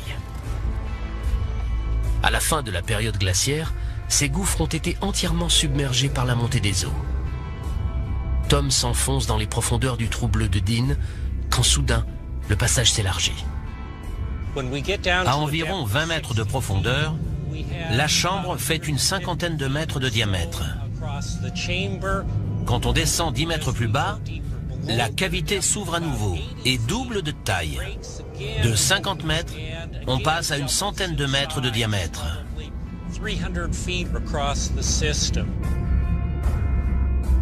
Soudain, à 35 mètres de profondeur, Tom aperçoit ce qui semble être des tunnels latéraux partant de l'entonnoir principal. Ils sont petits, mais exercent une puissante force de succion. Dans ces tunnels, il y a de puissants courants de marée qui essaient de nous aspirer. Nous ne sommes pas allés très loin et pourtant, au retour, il a fallu tirer de toutes nos forces sur la corde pour sortir.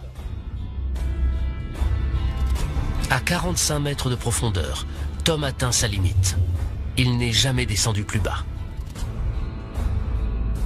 Seule une poignée de plongeurs spécialisés a osé s'aventurer plus loin. L'un d'entre eux est même descendu 200 mètres en dessous du niveau de la mer. Mais les profondeurs du trou bleu restent largement inexplorées. Nous savons qu'en vidant le trou bleu de Dean, nous révélerions non seulement la cavité en forme de bouteille, mais également un réseau de tunnels et de fissures qui s'enfoncent dans les profondeurs. Ce sont les flux d'eau qui entrent et sortent de ces tunnels qui génèrent les tourbillons, et non pas un monstre marin mythique. Sans eau, le trou bleu de Dean est une structure géologique certes terrifiante, mais entièrement naturelle.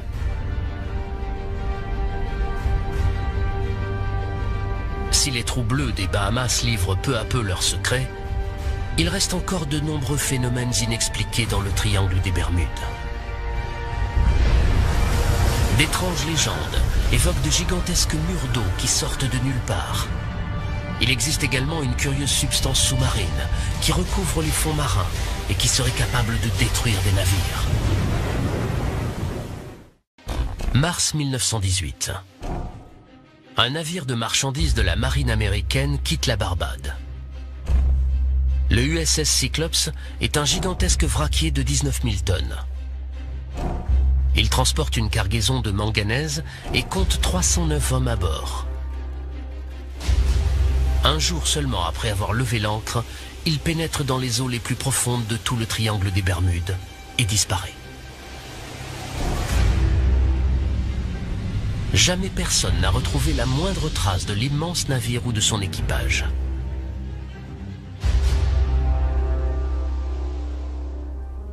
Pour Marvin Barash, cette histoire est une tragédie personnelle. Mon grand-oncle, Lawrence Merkel, était pompier à bord du navire. Il avait tout juste 20 ans et faisait partie des 309 membres d'équipage. En général, quand les bateaux disparaissent, on retrouve toujours quelque chose. Le bout d'un canot de sauvetage, un peu de la cargaison, un morceau d'épave. Et son impact sur le modèle réduit est plus que parlant.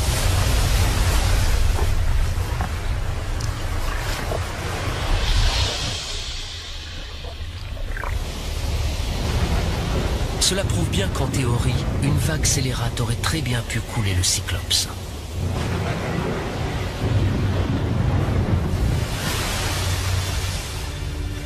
Mais un autre phénomène étrange pourrait être tenu responsable de la disparition du bateau.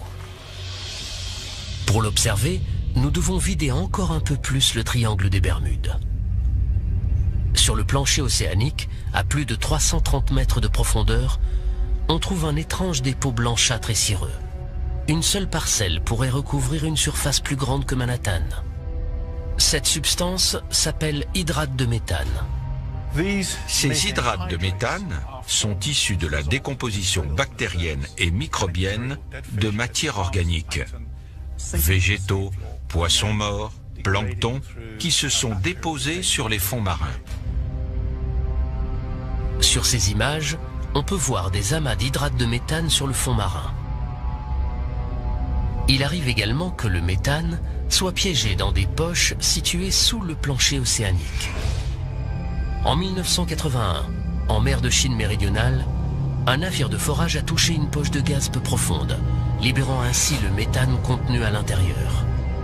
En remontant à la surface, le gaz a déséquilibré le bateau, qui a fini par chavirer, puis par couler.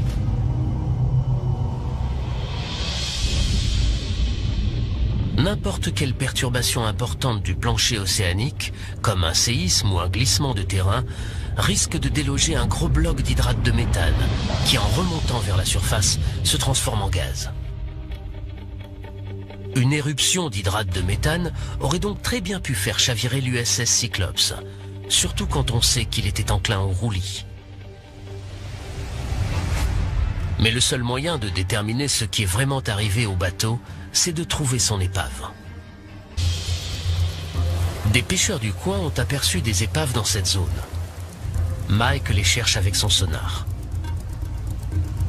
On vient de passer au-dessus de la cible. C'est à peine détectable et plutôt petit, ce qui est normal pour un avion. Je crois qu'on n'a plus qu'à enfiler nos combinaisons de plongée et aller voir ça de plus près.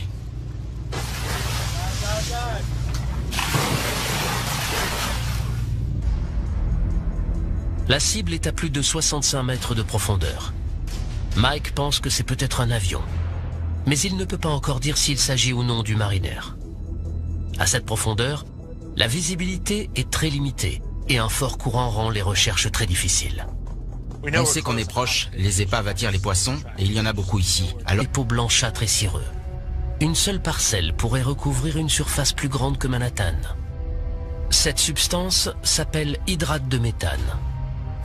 Ces hydrates de méthane sont issus de la décomposition bactérienne et microbienne de matières organiques, végétaux, poissons morts, plancton, qui se sont déposés sur les fonds marins.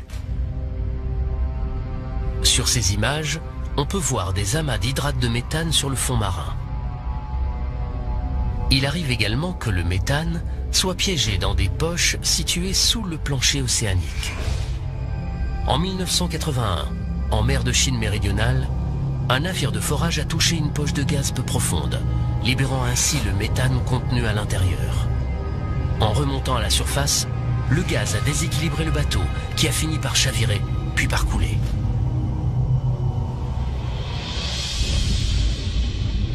N'importe quelle perturbation importante du plancher océanique, comme un séisme ou un glissement de terrain, risque de déloger un gros bloc d'hydrate de méthane, qui en remontant vers la surface, se transforme en gaz.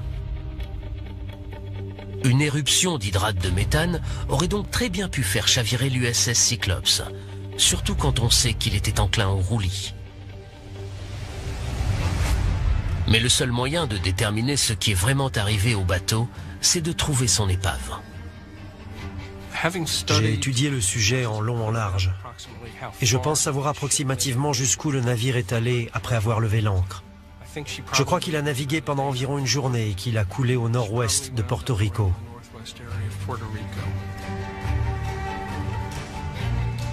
Marvin espère que l'on arrivera un jour à localiser l'épave. Trouver la dernière demeure du Cyclope, de mon grand-oncle et de tous ceux qui ont servi à ses côtés représenterait énormément pour moi. Mais si les calculs de Marvin sont exacts, le navire ne sera pas facile à retrouver. En vidant la zone, on découvre une fosse qui s'enfonce jusqu'à 8 km en dessous du niveau de la mer. La fosse de Porto Rico. C'est le point le plus profond du triangle des Bermudes, et même de tout l'océan Atlantique.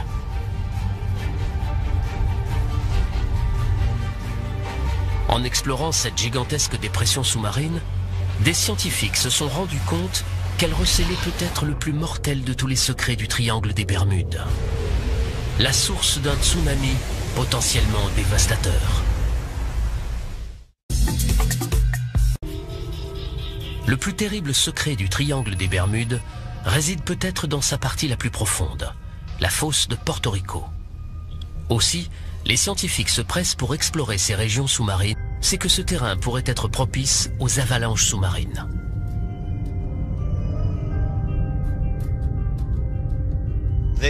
Ces glissements de terrain peuvent déplacer des rochers dans des zones de plusieurs centaines de kilomètres carrés, qui ont la taille de grandes villes. Ces blocs de pierre font au moins 200 mètres d'épaisseur et peuvent atteindre 10 voire 20 kilomètres de long. Un glissement sous-marin de cette envergure pourrait provoquer un tsunami qui risquerait de menacer la côte est des États-Unis, comme le craignait Yuri. Pensez à Boston, Charleston, Baltimore et à toutes les centrales nucléaires situées le long de la côte. S'il y a un risque de tsunami, il faut s'y préparer.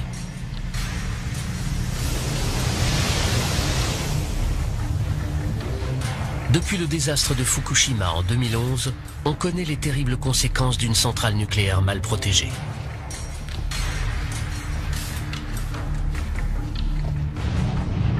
Pour qu'un tsunami équivalent atteigne la côte américaine, il faudrait qu'un séisme de magnitude 9 se produise dans la fosse. Pour évaluer la probabilité que cela arrive, l'équipe de Yuri a prélevé des échantillons de roches dans la fosse pour les analyser en laboratoire. Ce qu'ils ont découvert est un immense soulagement pour les habitants de la côte est des États-Unis. Mais ceux qui vivent plus près de la fosse, eux, ne sont pas à l'abri de la catastrophe. Compte tenu de l'état actuel de nos connaissances, nous ne sommes pas sûrs qu'un séisme de cette envergure puisse se produire ici.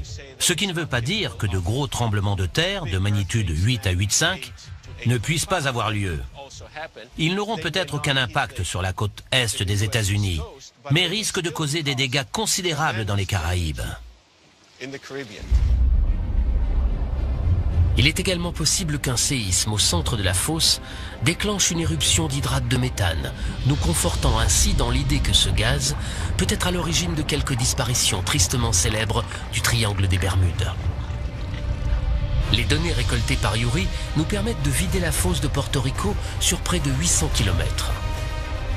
Étant donné sa taille et sa profondeur abyssale, on comprend mieux pourquoi certains navires et avions n'ont jamais été retrouvés.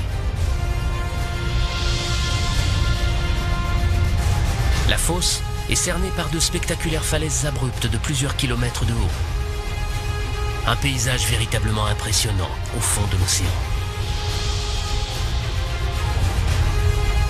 À 8 km de profondeur. Décembre 1945. Un escadron de l'US Navy se volatilise au large des côtes de la Floride. Puis, à la fin de la période glaciaire, les Bermudes ont été presque entièrement recouvertes par la montée des eaux, à l'exception d'un petit archipel.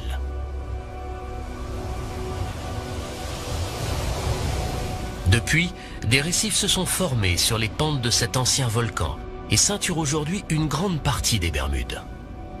Les récifs des Bermudes sont une barrière naturelle qui nous protège de la fureur de l'océan, mais ils ont également mené beaucoup de marins à leur perte.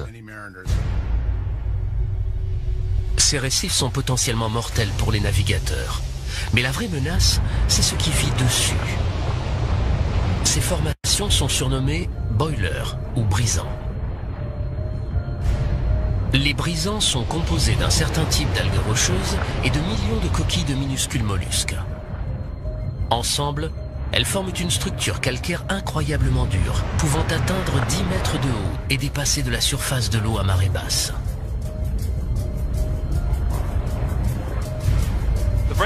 Les brisants sont plus durs que les récifs qui les entourent. C'est pour ça qu'ils ont survécu et que leur processus de formation a perduré. En cas d'impact, ils risquent de sérieusement endommager la coque d'un bateau, qu'elle soit en bois ou en métal. Les brisants ont parfois des pointes acérées capables de déchirer la coque d'un bateau comme un ouvre-boîte et de le faire couler en quelques minutes. Et c'est quand la mer est calme qu'ils peuvent être les plus dangereux. L'ironie du sort, c'est que les brisants sont plus visibles lorsqu'il y a des vagues et de la houle. Donc en fait, c'est quand la mer est plate et calme qu'ils sont le plus dangereux parce qu'on ne les voit pas du tout. Les brisants sont responsables du naufrage de nombreuses épaves des Bermudes, dont celle de la Marie Céleste. Cette menace cachée entoure l'archipel, héritage mortel de son passé volcanique. Vider le triangle des Bermudes a permis d'expliquer la présence de centaines d'épaves. Mais il ne s'agit là que d'une toute petite zone, dans un immense triangle, délimité par l'archipel des Bermudes, la côte nord de Porto Rico au sud et la Floride à l'ouest. L'un des plus célèbres mythes du triangle des Bermudes remonte à la Seconde Guerre mondiale. Le vol 19 ou la patrouille perdue. Une équipe de plongeurs s'apprête à partir à la recherche d'un avion ayant participé aux curieux événements de cette fameuse journée. En vidant encore un peu plus le triangle des Bermudes, trouverons-nous des indices permettant d'élucider cette énigme? Le 5 décembre 1945, 5 torpilleurs TBF Avenger de l'US Navy quittent la base aéronavale de Fort Lauderdale en Floride. Et soudain, comme sorti de nulle part, une vague scélérate. C'est l'équivalent d'une vague de plus de 15 mètres de haut, et son impact sur le modèle réduit est plus que parlant.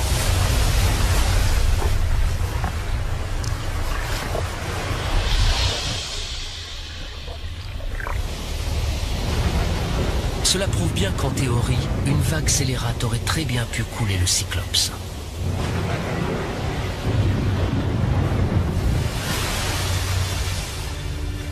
Mais un autre phénomène étrange pourrait être tenu responsable de la disparition du bateau. Pour l'observer, nous devons vider encore un peu plus le triangle des Bermudes.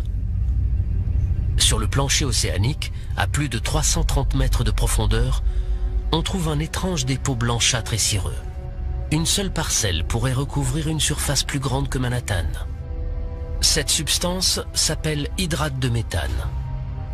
Ces hydrates de méthane sont issus de la décomposition bactérienne et microbienne de matières organiques, végétaux, poissons morts, plancton, qui se sont déposés sur les fonds marins. Sur ces images, on peut voir des amas d'hydrate de méthane sur le fond marin. Il arrive également que le méthane soit piégé dans des poches situées sous le plancher océanique. En 1981, en mer de Chine méridionale, un navire de forage a touché une poche de gaz peu profonde, libérant ainsi le méthane contenu à l'intérieur. En remontant à la surface, le gaz a déséquilibré le bateau, qui a fini par chavirer, puis par couler.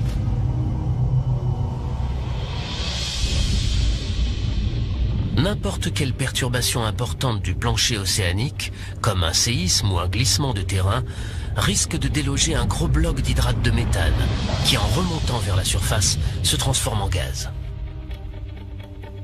Une éruption d'hydrate de méthane aurait donc très bien pu faire chavirer l'USS Cyclops, surtout quand on sait qu'il était enclin au roulis. Mais le seul moyen de déterminer ce qui est vraiment arrivé au bateau, c'est de trouver son épave. J'ai étudié le sujet en long en large, et je pense savoir approximativement jusqu'où le navire est allé après avoir levé l'ancre. Je crois qu'il a navigué pendant environ une journée et qu'il a coulé au nord-ouest de Porto Rico.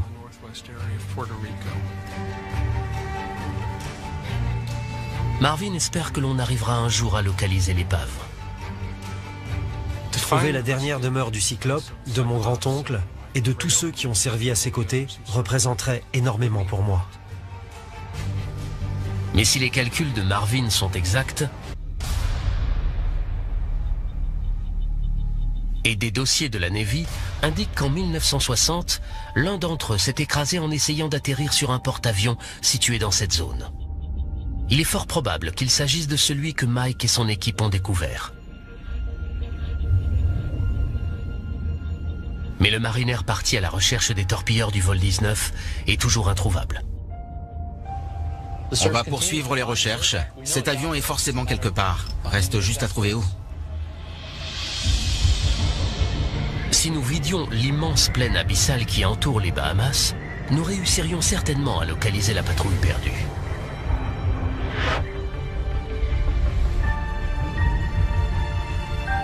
Et à en juger par l'état des autres épaves retrouvées au fond de l'océan, voilà à quoi ces avions ressembleraient après 70 années passées en mer.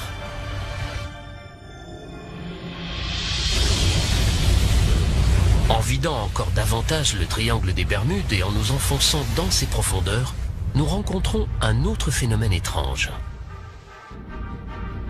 Dans les Bahamas, il existe de vieilles légendes à propos de monstres marins qui vivaient cachés dans de profondes grottes sous-marines. Des bêtes qui dévoreraient les hommes et les navires. Mais aujourd'hui, la science nous permet de découvrir l'incroyable vérité qui se cache derrière ces mythes.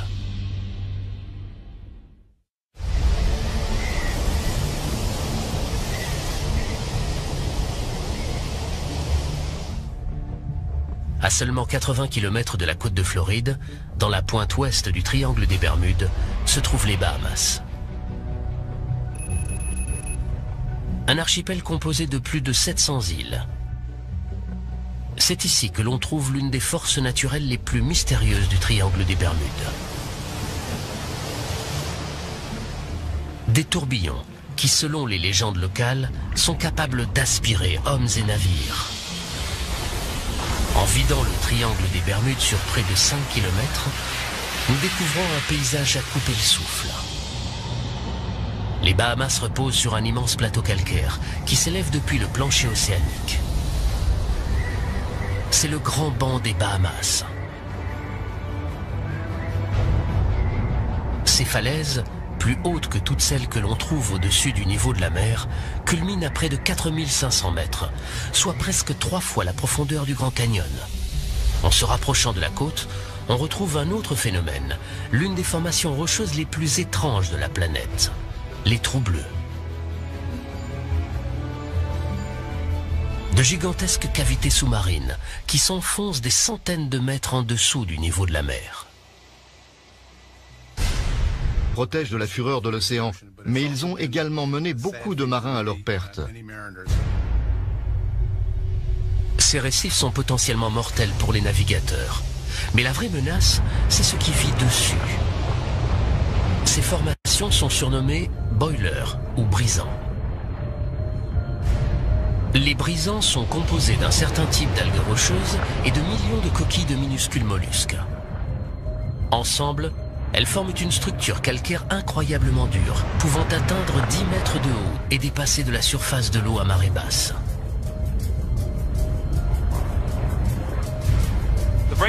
Les brisants sont plus durs que les récifs qui les entourent. C'est pour ça qu'ils ont survécu et que leur processus de formation a perduré. En cas d'impact, ils risquent de sérieusement endommager la coque d'un bateau, qu'elle soit en bois ou en métal. Les brisants ont parfois des pointes acérées capables de déchirer la coque d'un bateau comme un ouvre-boîte et de le faire couler en quelques minutes.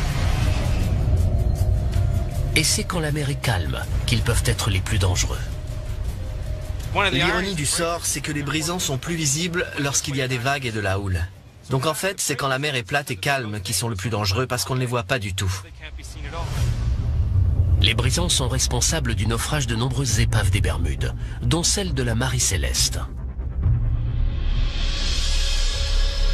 Cette menace cachée entoure l'archipel, héritage mortel de son passé volcanique. Vider le triangle des Bermudes a permis d'expliquer la présence de centaines d'épaves. Mais il ne s'agit là que d'une toute petite zone, dans un immense triangle, délimité par l'archipel des Bermudes, la côte nord de Porto Rico au sud et la Floride à l'ouest. L'un des plus célèbres mythes du triangle des Bermudes remonte à la Seconde Guerre mondiale. Le vol 19, ou la patrouille perdue. Une équipe de plongeurs s'apprête à partir à la recherche d'un avion ayant participé au curieux événement de cette fameuse journée. En vidant encore un peu plus le triangle des Bermudes, trouverons-nous des indices permettant d'élucider cette énigme? Le 5 décembre 1945, 5 torpilleurs TBF Avenger de l'US Navy quittent la base aéronavale de Fort Lauderdale en Floride. Cette opération a pour nom de code Vol 19. C'est un vol d'entraînement de routine le long de la côte atlantique. Aux commandes, le lieutenant Charles Taylor, pilote chevronné. Il a dirigé des dizaines de missions d'entraînement, mais ne connaît pas cette partie de la côte.